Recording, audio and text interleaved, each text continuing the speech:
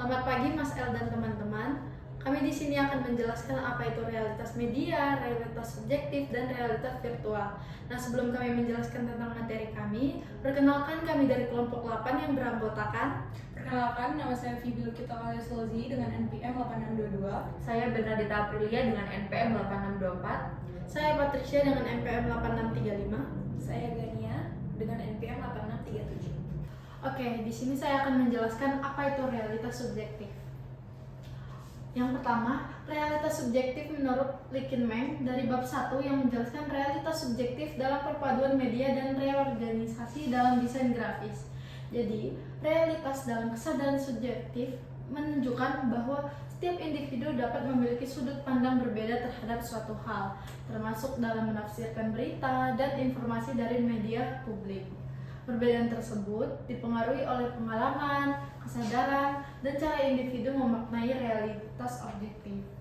Dalam lingkungan sosial, realitas subjektif terlihat ketika jurnalis dari media yang berbeda menyampaikan pandangan berbeda terhadap berita yang sama. Perbedaan tersebut muncul karena masing-masing menonjolkan perspektif yang mereka miliki.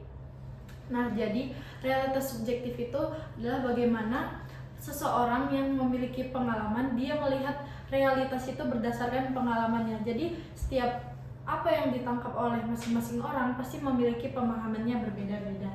Nah, yang kedua itu dari bab 2 menurut Lichtenberg, realitas subjektif dalam berbagai disiplin ilmu. Nah, yang pertama itu ada realitas subjektif dalam filsafat dan psikologi. Dalam filsafat, realitas subjektif berasal dari konsep subjektif idealisme, yaitu pandangan bahwa setiap individu memahami dunia berdasarkan pengalaman, perasaan, dan kesadaran pribadi. Menurut Lichtenberg, kesadaran subjektif bersifat unik, sehingga setiap orang memiliki cara pandang yang berbeda terhadap realitas. Yang kedua, psikologi.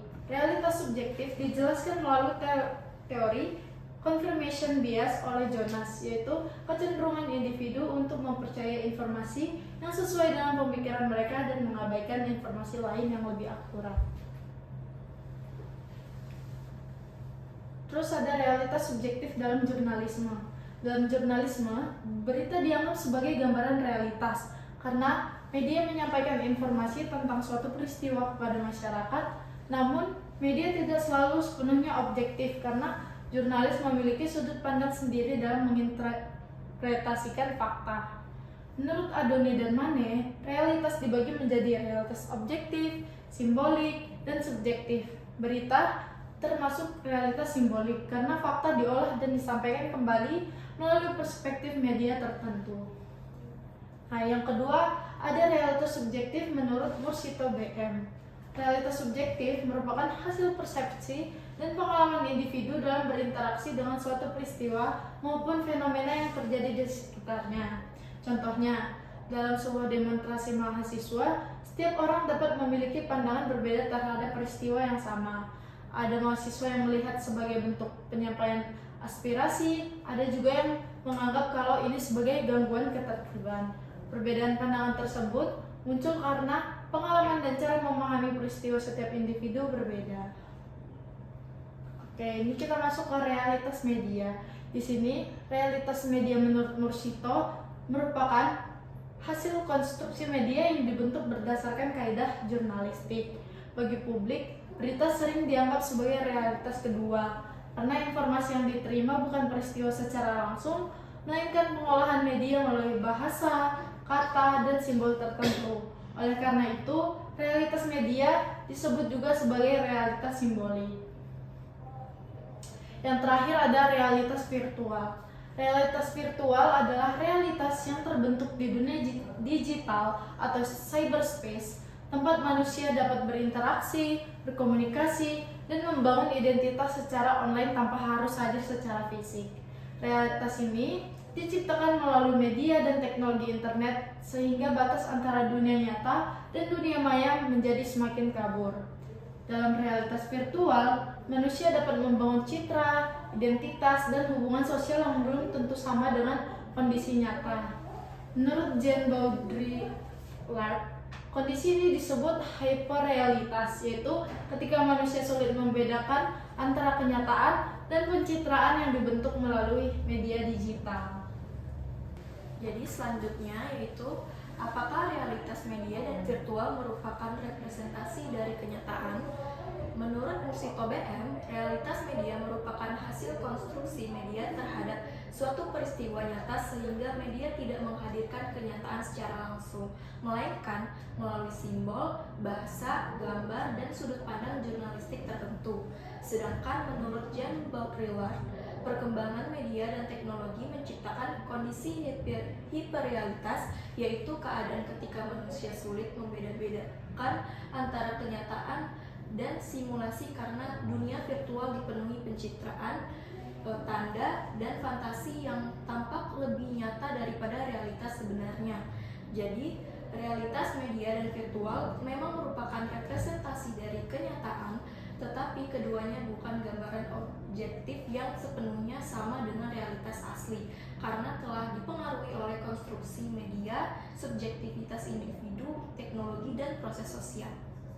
Selanjutnya ada perbedaan realitas media, realitas subjektif, dan juga realitas virtual. Di slide pertama, kita sudah menjelaskan tentang penjelasan mengenai ketiga realitas tersebut. Di sini saya akan menjelaskan tentang perbedaan dari realitas tersebut, yaitu perbedaannya terletak dari faktor pembentuk realitasnya. Realitas subjektif dibentuk oleh individu, realitas media dibentuk oleh media, dan realitas virtual dibentuk melalui teknologi digital dan interaksi di dunia maya. Oke, selanjutnya kita masuk ke contoh realitas subjektif, di mana ada seorang mahasiswa melihat temannya mengunggah foto liburan mewah di Instagram. Nah, ada 3 pandangan dari seorang mahasiswa. Mahasiswa pertama itu merasa iri dan menganggap temannya sangat bahagia dan sukses. Nah, mahasiswa kedua justru menganggap unggahan ini hanya pameran dari kehidupannya. Dan yang mahasiswa ketiga merasa termotivasi untuk bekerja keras agar bisa seperti temannya. Nah, padahal mereka melihat unggahan yang sama, tapi yang terjadi adanya perbedaan penilaian yang muncul karena pengalaman, emosi, dan sudut pandang dari setiap orang yang berbeda-beda, dan inilah yang dimaksud realitas subjektif. Lalu masuk ke realitas media, di mana terjadi demonstrasi mahasiswa yang kemudian viral di media sosial dan portal berita online. Nah, bisa dilihat bahwa di lapangan sebenarnya ada banyak kejadian. Nah, mahasiswa berorasi, ada aparat penjaga, ada kericuan kecil, dan ada juga aksi damai. Nah, namun media A hanya menampilkan video mahasiswa yang melempar botol dan memberi judul "Demo Berakhir Ricuh". Nah, lalu media B justru menampilkan kekerasan aparat terhadap mahasiswa dan menulis aksi mahasiswa dibungkam. Nah, publik akhirnya memahami demonstrasi sesuai dengan framing media yang mereka lihat. Jadi, yang diterima masyarakat bukan realitas utuh, tetapi realitas yang sudah dikonstruksikan oleh media. Nah, itulah realitas media. Lalu yang terakhir ada contoh realitas virtual, di mana seorang remaja aktif di TikTok dan di Instagram. Di media sosial, ia selalu tampil ceria, fashionable, dan percaya diri. Nah, lalu ia membuat akun, memilih foto terbaik, memakai filter, dan mengedit video agar terlihat sempurna. Nah, banyak orang yang di internet mengenal sebagai pribadi yang bahagia dan populer. Padahal di kehidupan nyatanya ia merasa kesepian dan tidak percaya diri. Nah, di cyberspace ini identitas virtual yang dibangun lebih dikenal orang dibanding identitas nyatanya. Menurut Baudrillard, itu kondisi ini disebut hiperrealitas. Nah, ketika pencitraan digital terasa lebih nyata daripada kehidupan sebenarnya. Oke, jadi kesimpulannya, realitas subjektif merupakan pemahaman seseorang terhadap suatu peristiwa berdasarkan pengalaman dan sudut pandangnya sendiri. Sementara realitas media merupakan realitas yang dibentuk media melalui proses konstruksi informasi. Selain itu, terdapat juga realitas virtual, yaitu ruang digital atau cyberspace yang memungkinkan manusia berinteraksi dan membangun hubungan secara online tanpa hadir secara fisik. Karena itu, setiap orang bisa memiliki pemahaman yang berbeda terhadap suatu realitas. Sekian presentasi dari kelompok kami. Terima kasih.